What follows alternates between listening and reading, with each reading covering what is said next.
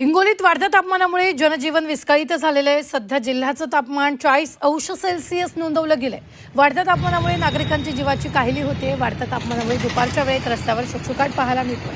जिल्ह्यात वाढत्या तापमानामुळे उष्माघाताचे रुग्ण वाढत आहेत, त्यामुळे आरोग्य विभागानं नागरिकांना सतर्क राहण्याचं आवाहन केलंय।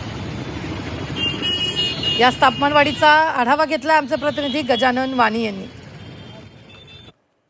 हिंगोली जिल्ह्यामध्ये आज तापमानामध्ये वाढ झाल्याचं पाहायला मिळते। मागील 3 दिवसापासून हिंगोली जिल्ह्यामध्ये तापमानात वाढ होत आहे आणि याचाच फटका आता सर्वसामान्यांना बसताना पाहायला मिळते। मी सध्या हिंगोलीच्या इंदिरा चौकामध्ये बघतोय की या ठिकाणी मोठी गर्दी वाहन चालकांची असते, मोठी वर्दळ नागरिकांची असते। मात्र आज या ठिकाणी या परिसरामध्ये नागरिक गर्दी करताना दिसत नाहीयेत। अनेक ठिकाणी जर रस्त्यावरती शुकशुकाट असताना पाहायला मिळते। हे बघताय की या मुख्य रस्त्यावरती वाहनांच्या मोठ्या प्रमाणात वर्दळ असते, मात्र विनाकारण या ठिकाणी आता कोणी घराबाहेर पडत नाही। सकाळी या ठिकाणी 10च्या नंतर नागरिकांची गर्दी कमी होताना पाहायला मिळते आणि सगळ्यात महत्वाचं म्हणजे आज तापमान जे आहे ते 40°C वर गेलेलं आहे। आणि इकडे आरोग्य विभागाच्या वतीने नागरिकांना काळजी घेण्याचं आवाहन केलेलं आहे, कारण की काल उष्माघाताच्या संशयाने एका 30 वर्षीय तरुणाचा मृत्यू झाल्याची माहिती समोर आलेली आहे। आणि त्यानंतर आता आरोग्य विभागाच्या वतीने विनाकारण घराच्या बाहेर पडू नये, घराबाहेर पडायचा रुमाल बांधावा, त्याचबरोबर भरपूर पाणी प्यावं आणि काळजी घेण्याचं आवाहन या ठिकाणी करण्यात आलेलं आहे। आणि सगळ्यात महत्वाचं म्हणजे